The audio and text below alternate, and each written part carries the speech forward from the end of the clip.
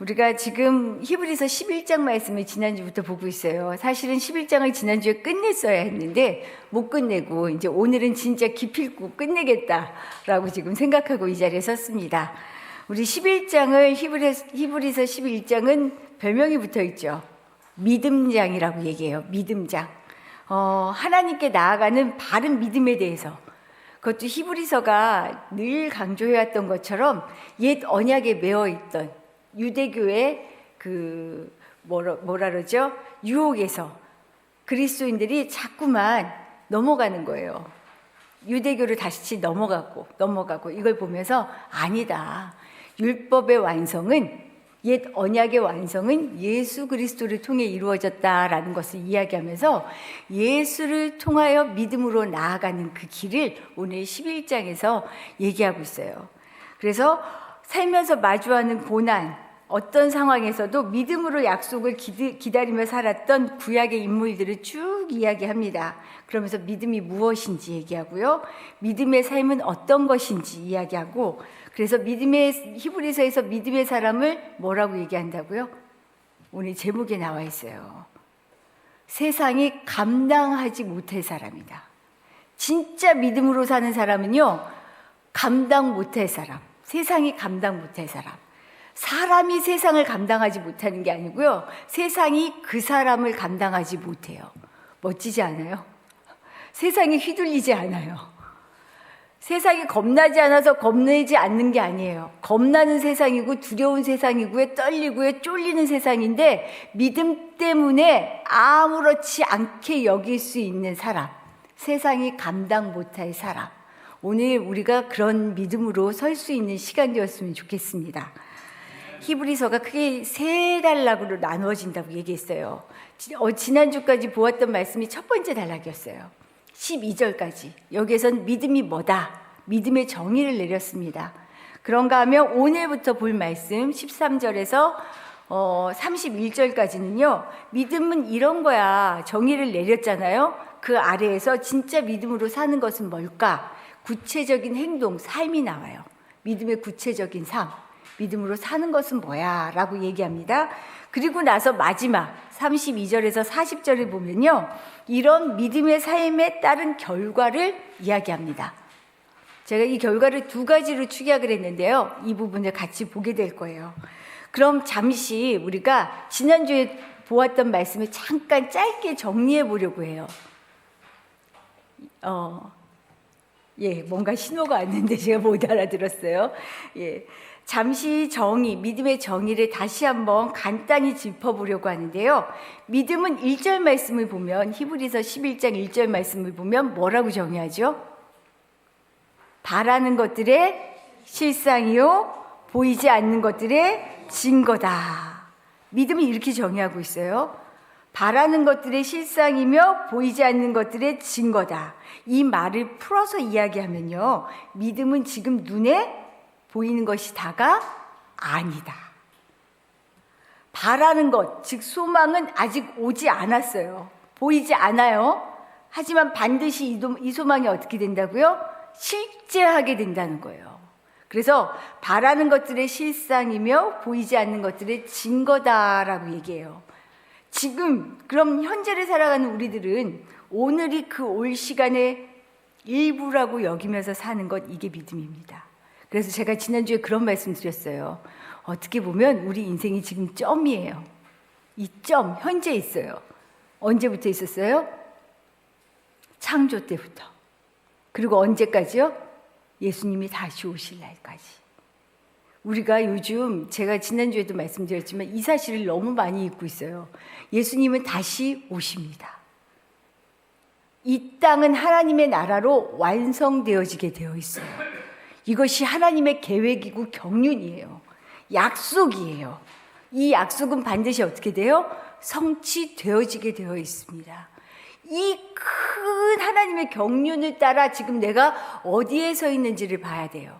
믿음이 무엇인지를 알았다면 내가 지금 여기에서 다시 오실, 아직 소망이 이루어지지 않았지만 이 소망이 실제할 것이다라는 믿음을 가지고 올 시간, 하나님의 시간표 전체 속에서 나의 인생을 봐야 한다라는 거죠. 이런 점에서 믿음에는 두 가지 전제가 있어요. 두 가지 전제. 뭐냐면 하나는 죽음이 끝이 아니다. 죽음은 끝이 아니에요. 당연히 사실은 저도 부모님 돌아가시고 많이 울었어요. 그리고 이번에 독일에서 언니가 왔는데 조카들이 이렇게 영상을 하나를 준비를 한 거예요. 자기들 어릴 때부터 이렇게 촬영되었던 영상 속에 어머니 아버지가 저희 남동생 대학 졸업식 때 있었던 영상을 보는데 눈물이 왈칵 쏟아지더라고요. 순간. 뭐예요 이건? 당연히 사람이기 때문에 그립고 보고 싶고 정이 있는 거예요. 하지만 어때요? 죽음이 그래서 슬프고 안타깝고 다시 보지 못하는 것에 대한 그리움은 있지만 이 죽음이 끝이 아니고 이 죽음에는 뭐가 있어요? 소망이 있어요. 우린 다시 주님과 함께 만나게 되어 있죠. 이 사실을 기억해야 돼요. 이게 얼마나 중요한 일인지 알 수 없어요. 그래서 죽음이 끝이 아니다라는 전제가 하나 있고요. 믿음의 또 다른 전제예요. 말씀 창조에 대한 믿음이다라고 표현했는데 이 말씀이 딱 안 들어오는 것 같아서 제가 바꿨어요. 뭐라고 얘기하냐면 쉽게 말하면 하나님의 약속의 말씀은 반드시 성취되어진다. 성취되어진다는 건 뭐예요? 새 창조, 구원이 이루어진다는 거잖아요. 그래서 말씀 창조의 믿음이다라고 얘기했던 게 말씀하신 것은 반드시 다시 이루어진다라고 하는 거죠. 믿음은 이 두 가지가 전제 조건이에요. 죽음이 끝이 아니고 그리고 하나님의 말씀은 반드시 성취되어 새하늘 새 땅 하나님의 나라가 이루어진다라고 하는 거죠. 그래서 예로 들었던 이 두 가지 전제에 대한 그 믿음의 샘플을 보여주셨죠. 아벨에 대해서 죽었지만 그 믿음으로 지금도 말하고 있다. 사실 성경으로 보면요, 아벨 얘기 너무 짧게 나오지 않아요? 그리고 어때요? 다른 전적이 안 나와요. 형 때문에 죽은 거 나와요. 제사를 드리고. 근데 하나님은 여기에 뭐라고 얘기하냐면 그 죽음을 그냥 죽음으로 얘기 안 해요. 그의 믿음이 지금도 말하고 있다. 찬란하지 않아요? 사는 게 이래야 되는데 하나님 보실 때 당신과 늘 동행하며 기쁘시게 한 에녹을요 죽음 없이 데려가셨다고 말씀하셔요. 하나님의 시간표 속에 이 세상에서의 죽음은 끝이 아니라 새로운 시작이며 새 세상이 열리는 소망이다라는 것을 지금 보여주고 계시죠. 근데 노아와 아브라함에게 바로 이런 소망과 믿음이 있었어요. 뭐냐면 아직 보이지 않는 일에 대해서 경고하시면서 방주를 노아에게 만들라고 하셨죠. 아브라함에게는 어떠셨어요? 아직 보여주지도 않은 보여줄 땅을 가라고. 그럼 내가 아주 많은 후손과 엄청난 민족을 이루게 하겠다라고 약속하시잖아요. 근데 진짜 이 사람들이 어떻게 해요? 순종해요. 보이지 않았잖아요. 보이지 않았는데 순종했어요. 어떻게 그럴 수 있을까요? 이 믿음이 있었어요. 내 대해서 끝나는 인생이 아니다라는 믿음이 있었고요. 하나님의 말씀은 반드시 성취된다라는 믿음이 있었거든요. 그래서 하나님의 말씀에 순종할 수 있었던 거죠. 이게 지난주까지 12절까지의 말씀의 요약입니다. 이제 13절 이하의 말씀을 통해서 하나님의 시간표 가운데 살아가는 우리의 인생, 죽음이 끝이 아니고 하나님의 말씀은 반드시 이루어진다라는 믿음을 가지고 구체적으로 어떻게 살아야 하는지 이야기할 텐데 우리가 그래도 1절부터 12절까지의 말씀을 한번 읽어보는 게 좋을 것 같아요. 그래서 한번 이런 말씀이었다 우리가 들어서 요약을 보았으니까요. 히브리서 11장 1절에서 12절까지의 말씀을 다시 한번 읽어보고 다시 13절부터 시작하도록 할게요. 여기까지가 믿음에 대한 정의와 믿음의 모습을 보여줬던 우리 인물들에 대한 이야기가 담겨 있어요. 이제 13절부터 구체적으로 그럼 어떻게 살아야 하나, 믿음으로 사는 건 뭘까라는 것을 보게 될 텐데 5가지로 제가 정리해서 말씀을 드리려고 해요. 첫 번째 보면은 믿음으로 사는 것은 빈칸이 뭘 것 같으세요? 우리 13절에서 16절 말씀을 먼저 읽고 이 말씀을 보도록 하겠습니다. 13절에서 16절입니다. 이 사람들은 다 믿음을 따라 죽었으며 약속을 받지 못하였으되 그것들을 멀리서 보고 환영하며 또 땅에서는 외국인과 나그네임을 증언하였으니 그들이 이같이 말하는 것은 자기들이 본향 찾는 자임을 나타냄이라. 그들이 나온 바 본향을 생각하였더라면 돌아갈 기회가 있었으려니와 그들이 이제는 더 나은 본향을 사모하니 곧 하늘에 있는 것이라. 이러므로 하나님이 그들의 하나님이라 일컬음 받으심을 부끄러워하지 아니하시고 그들을 위하여 한 성을 예비하셨느니라. 아멘. 빈칸이 뭘 것 같으세요? 본향을 향해 순례하는 삶이다. 믿음으로 사는 것은. 13절과 14절의 말씀을 보면 이러잖아요. 이 사람들은 다 믿음을 따라 죽었으며 약속을 받지 못하였으되 그것들을 멀리서 보고 환영하며 또 땅에서는 뭐처럼 살아요?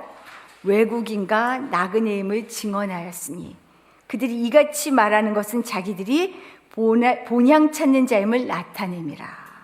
우리가 믿는 대상이 누구죠? 우리 누구 믿어요? 하나님을 믿고 있죠. 하나님을 믿고 있어요. 그럼 하나님의 무엇을 믿어요? 믿는다 하는데 하나님의 무엇을 믿을까요, 우리가? 그분의 의지, 계획과 능력에 대한 신뢰, 이게 믿음이잖아요. 하나님은 반드시 하나님의 시간표의 계획에 따라 이것을 이루신다라고 하는 그 신뢰가 있어요. 이게 믿음이에요. 하나님께서 말씀하셨으니 주님이 해내실 것을 믿는다는 거죠. 설령 내가 사는 동안에 성취되지 못하더라도 내가 믿고 죽으면 그 죽음으로 끝나지 않고요. 결국은 어떻게 해요? 나는 그 약속의 성취의 날에 참여하고 있을 거라는 것을 믿는 것이 이거예요. 오늘 끝이 보이지 않는 길을 나그네처럼 그리고 외국인처럼 사는 거죠. 이것이. 그래서 제가 아까 표현할 때 처음에 시작할 때 우리가 어떻게 보면 인생의 점을 산다. 창조로부터 나중에 하나님의 나라의 완성에 이르기까지. 나는 지금 여기 이 점만 보고 살면 점만 보여요. 그런데 전체 이 넓은 하나님의 계획과 틀을 보면 내가 살아왔던 것이 한순간 같지만 나는 내 몫을, 내 믿음의 몫을 할 때에 하나님의 완성의 그날 참여한다라는 거죠. 이런 믿음이 있으세요? 이런 믿음이 있어야 돼요. 이 믿음이 필요해요. 우리가 지금 회복해야 하는 믿음이 이런 믿음이에요. 나그네와 외국인처럼 산다는 것은 거기에 정착하지 않는다는 거예요. 거기가 영원히 머무를 내 집, 내 땅이라고 여기지 않아요. 떠날 준비가 되어 있다는 거잖아요. 다시 돌아갈 곳이 있다는 거예요. 그 종착지가 어디예요? 이곳이 본향이다. 이 본향은 다시 돌아갈 곳인데 이제까지 살아왔던 땅보다 그리고 지금 살고 있는 땅보다 어떨 것 같으세요? 16절 말씀을 보면 나와요. 우리가 살아왔던 인생보다 그리고 지금 살고 있는 인생보다 뭐라 그래요? 더 나은 본향. 더 나은 본향이에요. 하늘에 있는 것인데 이것이 더 나은 것을 알기 때문에 여기 머무르지 않고요. 더 나은 본향을 사모하며 기대하며 그곳으로 나아간다는 거죠. 더 낫지 않으면 뭐하러 가요? 더 좋지 않으면 뭐하러 소망해요? 여기가 전부다라고 생각하면 어떻게 해야 돼요? 여기에서 진짜 끝을 봐야죠. 어떻게든 여기서 그냥 악착같이 잘 살고 내가 생각하는 기준대로 살아야 되죠. 그런데 그렇지 않다라는 거예요. 우리에겐 나아갈 본향이 하늘에 준비되어 있다라고 얘기해요. 더 나은 것이 무엇인지를 확신하고 신뢰하는 믿음이 있기 때문에요. 땅의 번영, 명예, 여기에 목숨 걸지 않습니다. 오히려 돌아가서 배울 우리 하나님 앞에서 부끄럽지 않게 사는 것이 무엇인가 이것을 기도하고 바라게 되죠. 그래서 묻고 싶어요. 과연 나는 본향을 향해 나아가는 순례자로 살고 있는가? 이 땅은 잠시 소풍 왔습니다. 이 땅은 잠시 걷는 산티아고와 같은 순례의 길이에요. 우리는 갈 곳이 있어요. 하늘 본향. 두 번째입니다. 믿음으로 사는 것은요, 빈칸의 말씀을 보기 전에 17절에서 19절 말씀을 같이 읽어보도록 할게요. 아브라함은 시험을 받을 때 믿음으로 이삭을 드렸으니 그는 약속을 받은 자로 돼 그 외아들을 드렸느니라. 그에게 이미 말씀하시기를 내 자손이라 칭할 자는 이삭으로 말미암으리라 하셨으니 그가 하나님이 능히 이삭을 죽은 자 가운데서 다시 살리실 줄로 생각한지라. 비유컨대 그를 죽은 자 가운데서 도로 받은 것이니라. 아멘. 이 가운데 뭐가 들어갈 것 같으세요? 빈칸에 가장 소중한 것을 내놓는 결단이 있는 삶이 믿음으로 사는 것입니다. 믿음은요, 지금 내게 가장 중요한 것도 하나님 앞에서는 아무것도 아니라는 것을 깨닫는 것, 이것이 믿음이 아닌가 다시 한번 생각해 보았어요. 아브라함에게 아들 이삭은 어떤 존재였을까요? 자기 생명보다 더 중요하지 않았을까요? 진짜 어렵게 얻은 귀한 자식이잖아요. 저도 간혹 교회에서 아기가 생기지 않아서 정말 애타하다가 막 7년, 10년 가까이 돼서 아기를 낳으면 그 아기가 막 너무 귀하잖아요. 어떡하든 그냥 그 아기 얼마나 소중해요. 그러지 않아도 소중한 것이 생명인데 아브라함에게 이삭은요, 자기 생명 같은 존재잖아요. 그리고 하나님이 약속으로 주셨었어요. 아브라함에게 아들을 주리라. 그러니 자기에게는 진짜로 얼마나 소중한 아들이었을까. 어느 무엇과도 바꿀 수 없는 이삭이었어요. 하지만 믿음, 하나님의 신뢰는요, 땅에서 가장 소중한 것도 포기할 수 있는 결단을 만들어내요. 사실 이게 대입시키면 내 아들, 내 딸 대입시키면 이게 대입이 되세요? 안 되지 않으세요? 어떡해. 하나님이 이렇게 비상식적이야. 하나님 어떻게 이런 걸 요구할 수 있어? 이런 생각 들지 않으세요? 그런데 가장 소중한 것도 포기할 수 있는 결단이 왜 가능하냐면요, 아브라함은 하나님의 말씀의 창조를 기대하고 믿었기 때문에 그래요. 하나님이 약속하신 바를 이루실 거라는 믿음이 있었어요. 19절 말씀을 보면 그가 하나님이 능히 누구를? 이삭을 죽은 자 가운데서 다시 살리실 줄로 생각한지라, 이런 말씀이 나와요. 왜요? 이전에 이삭을 통해 내가 너에게 너의 후손을 창대하게 할 거야 라고 얘기했어요. 바다의 모래같이 하늘의 별과 같이. 사실은 이 얘기를 듣는데 사실 하나님 너무 허무맹랑한 것 같아요. 99세가 되도록 아들이 없었죠. 이 일이 될 법한 일이에요. 아들 하나 없는데. 그래서 중간에 아브라함은 나름 하나님의 말씀을 이루고자 하는 충성심을 가지고 저는 이스마엘을 낳았다는 생각이 들더라고요. 아, 그래도 하나님의 뜻을 이루어드리기 위해 내 자손을 보아야겠구나, 이런 마음이 들지 않았을까. 자기의 열심과 할 수 있는 최선을 다했던 것 같아요. 근데 하나님은 이스마엘을 보고 아니야 라고 얘기하셔요. 나는 이삭을 통해서야 라고 얘기하셔요. 근데 주시고 나서 지금 어떻게 해요? 제물로 바쳐라 라고 얘기해요.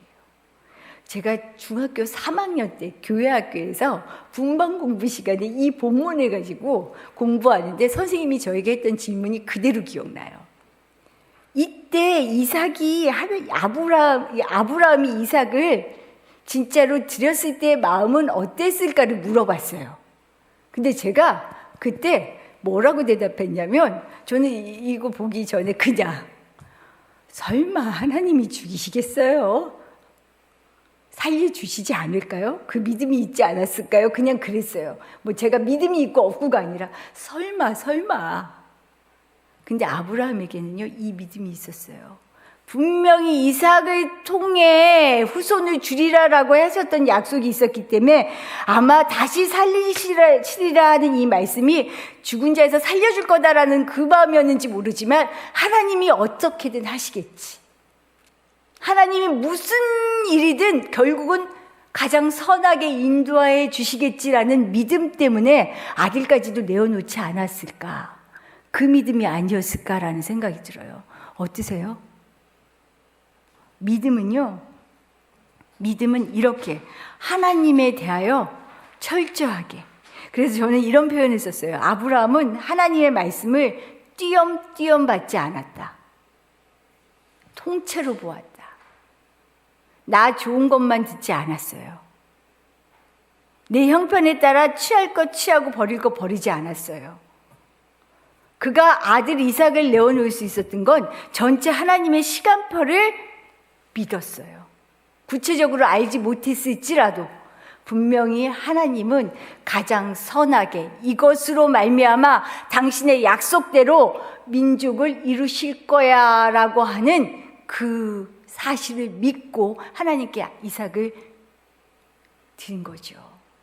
우리는 너무 띄엄띄엄 하나님을 믿고 있지 않나라는 생각이 들어요. 나의 편의에 따라, 내 상황에 따라, 내 생각에 따라, 내 기준에 따라 우리의 시야를 넓혀야 합니다. 정말로 하나님의 계획표를 볼 수 있는 사람이 복 있는 사람이에요. 하나님의 계획표 속에는요, 지금 여기만 있지 않습니다.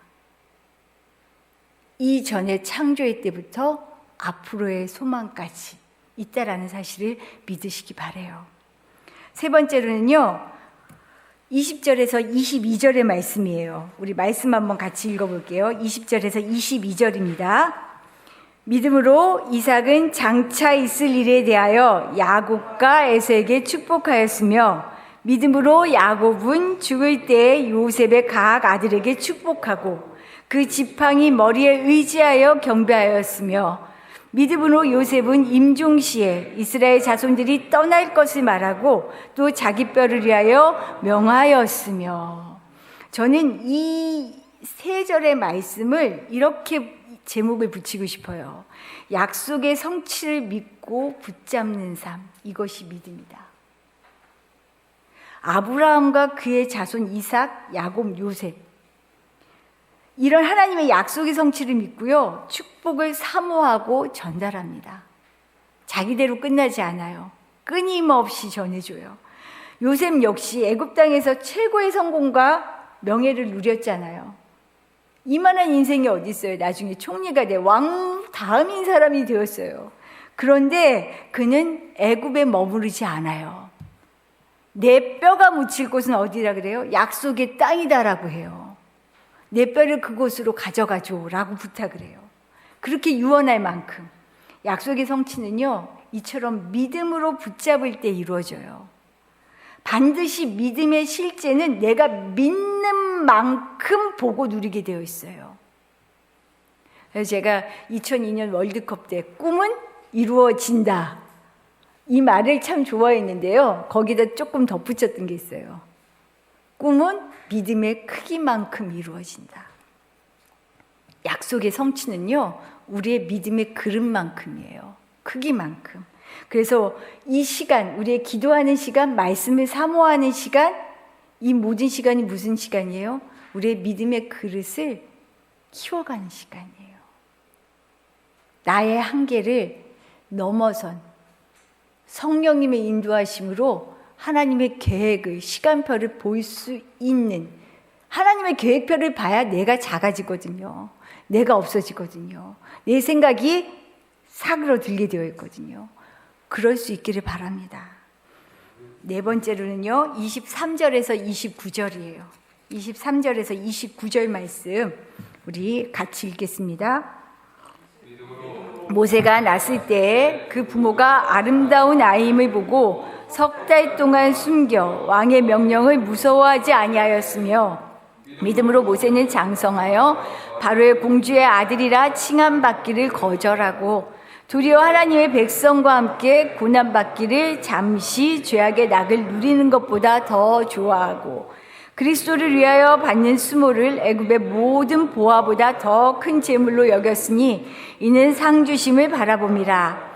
믿음으로 애굽을 떠나 왕의 노함을 무서워하지 아니하고 곧 보이지 아니하는 자를 보는 것 같이 하여 참았으며 믿음으로 유월절과 피 뿌리는 예식을 정하였으니 이는 장자를 멸하는 자로 그들을 건드리지 않게 하려 한 것이며 믿음으로 그들은 홍해를 육지같이 건넜으나 애굽 사람들은 이것을 시험하다가 빠져 죽었으며.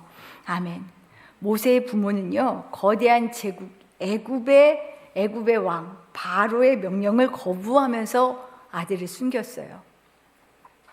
그리고 장성한 모세 역시도 어떻게 해요? 애굽 왕자로서의 누릴 수 있는 영화와 안정을 포기했습니다. 그러면서 뭘 선택해요? 하나님의 백성과 함께하는 고난을 선택해요. 이 밑줄 칸에 들어가야 될 말이 뭘까요? 믿음으로 사는 것은요, 세상의 안정과 영화보다는 주를 위한 고난을 선택하는 삶입니다. 지금 여기 앉아 계신 우리가요, 앉아 있는 우리 모두가요, 고난을 선택했대요. 정말로요? 세상의 안정과 평화보다? 25절과 6절 말씀을 보면 이유가 나와요. 모세가 왜 이런 선택을 했는지. 도리어 하나님의 백성과 함께 고난받기를 잠시 죄악의 낙을 누리는 것보다 더 좋아하고 그리스도를 위하여 받는 수모를 애굽의 모든 보화보다 더 큰 재물로 여겼으니 이는 상 주심을 바라봄이라. 이 상이 애굽의 보화보다 더 좋으니까 이 상을 바라보았겠죠. 여기서 생각나는 비유가 있잖아요. 천국 비유. 밭에 감추인 보화와 같다. 천국은 마치 밭에 감추인 보화. 우리 아이들이 진짜 좋아하는 찬양인데요. 보화가 있는 걸 보면 어떡해요? 전 재산을 갖고 와서 그 밭이 사죠. 이거예요, 이거. 하나님의 나라가, 하나님의 약속이 진짜 나한테 이렇게 귀한 것이냐? 고난을 선택해도 아깝지 않을 것이냐? 정말 우리한테 이 믿음이 있나요? 세상에 어떤 것보다, 세상의 어떤 수모와 고난, 세상의 어떤 것보다 순환과 고난을 선택하는 것, 이거는 지금 보이는 것보다 더 좋은 상이 있다는 것을 확신해야 가능한 일입니다. 잠시 있다 사라지는 것보다 영원한 하늘의 상을 선택하니까 땅에서는 고난이 두렵지 않은 거예요. 고난이 크게 보이면 고난을 선택할 수가 없어요. 어떻게 선택해요?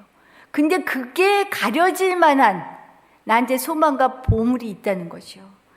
그래서 27절의 말씀을 보면 그래요. 믿음으로 애굽을 떠나 왕의 노함을 무서워하지 아니하고, 이렇게 할 수 있었던 이유가요, 보이지 아니하는 자를 보는 것 같이 하여. 보이지 않는 하나님이요, 내 눈에 보이는 것처럼 왕의 지금 눈에 보이는 현실의 노함이 하나도 두렵지 않았다는 거죠. 이처럼 믿음은 세상의 힘보다 하나님을 두려워하는 삶을 살게 합니다. 정말 하나님이 두려운가요? 하나님이 기대가 되고 있는가? 우리의 믿음을 자꾸 하나하나 보게 되죠. 이 제목 하나하나마다 걸리지 않는 것이 없는 것 같아요. 너무 안일하게 서있지 않았나라는 생각을 다시 한번 하게 되더라고요. 마지막입니다. 우리 30절에서 31절 말씀을 보면 다섯 번째, 믿음으로 사는 것이 무엇인가 라는 것을 얘기할 때 우리 30절과 31절 말씀 읽어볼게요. 믿음으로 7일 동안 여리고를 도니 성이 무너졌으며 믿음으로 기생 라합은 정탐꾼을 평안히 영접하였으므로 순종하지 아니한 자와 함께 멸망하지 아니하였도다. 여리고를 전쟁을 해야 되는데요, 성을 돌래요. 이게 말이 돼요? 이방 자기 나라의 백성, 자기 나라를 정탐하러 온 사람을 오히려 섬겨주고 그 사람 편이 드는 라합. 매국노 아니에요? 왜 이렇게 했을까? 왜 이렇게 했을까? 세상의 눈에요, 믿음은 어리석음을 선택하는 삶입니다. 세상에 보면 이해하기 어려운 일이 있어요. 세상의 잣대로 보면 말이 안 되는 일을 해야 하는 순간들이 있어요. 세상의 눈으로 보면 믿음의 삶은 바보 같아요. 세상의 목표를 거절하고요. 세상의 방식을 따르지 않으니까 세상에부터 볼 때는 너무나 미련하죠. 여호수아처럼 승리의 길이라는 말씀에 따라 철옹성 같은 여리고를 7일 동안 7바퀴, 6바퀴, 그리고 마지막 날에는 7바퀴를 돌죠. 이게 뭐 하는 일이에요? 전쟁하려면 전쟁 준비를 해야죠. 창을 갈고 칼을 갈고 싸울 준비, 태세를 해야 되는 게 세상의 방식인데 전혀 다른 방식을 선택해요. 기생 라합은 눈에 보이는 거대한 성, 여리고의 신은 거짓이고 나라도 없는 이스라엘의 신 여호와가 참신이라고 인정하면서요, 그 나라의 대세를 거스릅니다. 매국노가 되었어요. 욕먹을 일이고 손가락질 받을 일이에요. 이처럼 세상의 눈에 어리석음을 선택할 수 있는 것이 믿음입니다. 왜냐하면요, 믿음은요, 삶의 주인을 바꾸는 거예요. 나의 세계관을 바꿔놓는 것입니다. 이 말을 다시 더 쉽게 얘기하면요, 세상의 방식을 뒤집어 엎어버리는 거예요. 만일 내가 바뀌지 않았다면요, 내 믿음이 지금 잘 서고 있는지를 돌아봐야 돼요. 내가 꿈쩍하고 있지 않으면 나를 돌아봐야 돼요. 나의 세계관, 나의 생각, 나의 살아가는 방식, 그리고 세상의 흐름을 보면서 그것을 이해하고 어떻게 살아야 하는지를 찾아가는 것, 이것이 믿음이에요.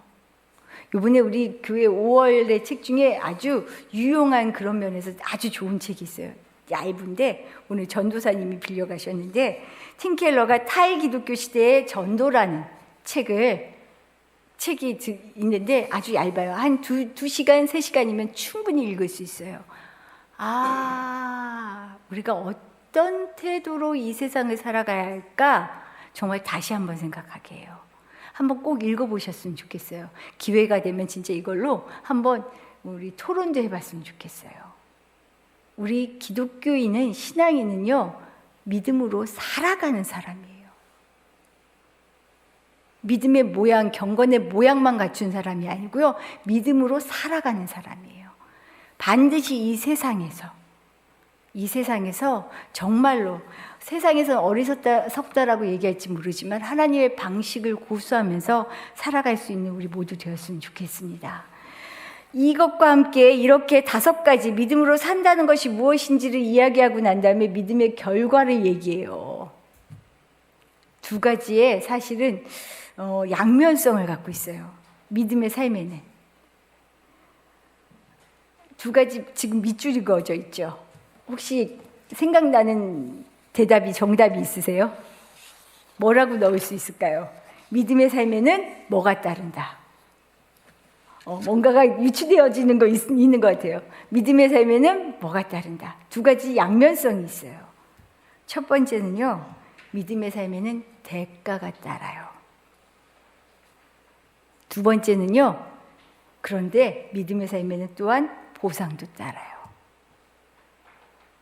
이 이야기를 다시 얘기하면 믿음의 삶에는요, 자기를 부인하는 십자가의 길이 필요해요.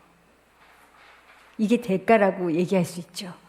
그런데 여기에 따른, 대가를 따르는 거고요. 여기에 따른 보상은 뭘까요? 부활을 경험해요. 부활은요, 죽었다 깨어나야 가능한 일이에요. 부활이 뭐예요? 다시 사는 거잖아요. 죽어야만 부활을 경험할 수 있어요. 죽지 않으면 부활을 경험할 수가 없어요. 자기 십자가를 지는 그 자기 부인의 시간이 없으면, 그 대가가 없으면 부활을 누릴 수가 없다는 거예요. 우리 마지막 말씀 읽어볼게요. 32절에서 40절입니다. 믿음이 이런 거구나, 믿음의 결과가 이런 거구나 한번 생각하시면서 32절부터 40절 말씀 읽어볼게요. 내가 무슨 말을 더하리요? 기드온, 바락, 삼손, 입다, 다윗 및 사무엘과 선지자들의 일을 말하려면 내게 시간이 부족하리로다. 그들은 믿음으로 나라들을 이기기도 하며 의를 행하기도 하며 약속을 받기도 하며 사자들의 입을 막기도 하며 불의 세력을 멸하기도 하며 칼날을 피하기도 하며 연약한 가운데서 강하게 되기도 하며 전쟁에 용감하게 되어 이방 사람들의 진을 물리치기도 하며 여자들은 자기의 죽은 자들을 부활로 받아들이기도 하며 또 어떤 이들은 더 좋은 부활을 얻고자 하여 심한 고문을 받되 구차히 풀려나기를 원하지 아니하였으며 또 어떤 이들은 조롱과 채찍질 뿐 아니라 결박과 옥에 갇히는 시련도 받았으며 돌로 치는 것과 톱으로 켜는 것과 시험과 칼로 죽임을 당하고 양과 염소의 가죽을 입고 유리하여 궁핍과 환난과 학대를 받았으니 이런 사람은 세상이 감당하지 못하느니라. 그들이 광야와 산과 동굴과 토굴에 유리하였으니 이 사람들은 다 믿음으로 말미암아 증거를 받았으나 약속된 것을 받지 못하였으니 이는 하나님이 우리를 위하여 더 좋은 것을 예비하셨은즉 우리가 아니면 그들로 온전함을 이루지 못하게 하려 하심이라. 아멘. 말씀 읽어보니까 어때요? 믿음 겁나지 않으세요? 받는 핍박과 어려움이 너무 많아요. 대가가 있다는 거예요.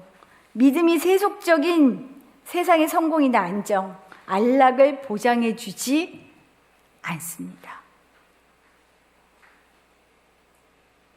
믿음은 하나님보다 세상을 더 가치 있게 여기지 않기 때문에 그래요.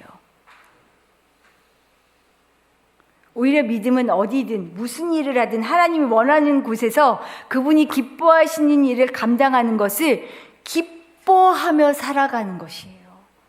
그래서 그게 기뻐서, 그게 좋아서, 그게 신나서 자기 십자가를 기꺼이 지는 거예요. 그런데 믿음의 삶에 대가만 있다 그러면 하시겠어요? 저 못할 것 같아요. 죽기만 해라 그러면 못할 것 같아요. 죽었으면 살려주셔야죠. 살려주셔요. 부활이 있어요.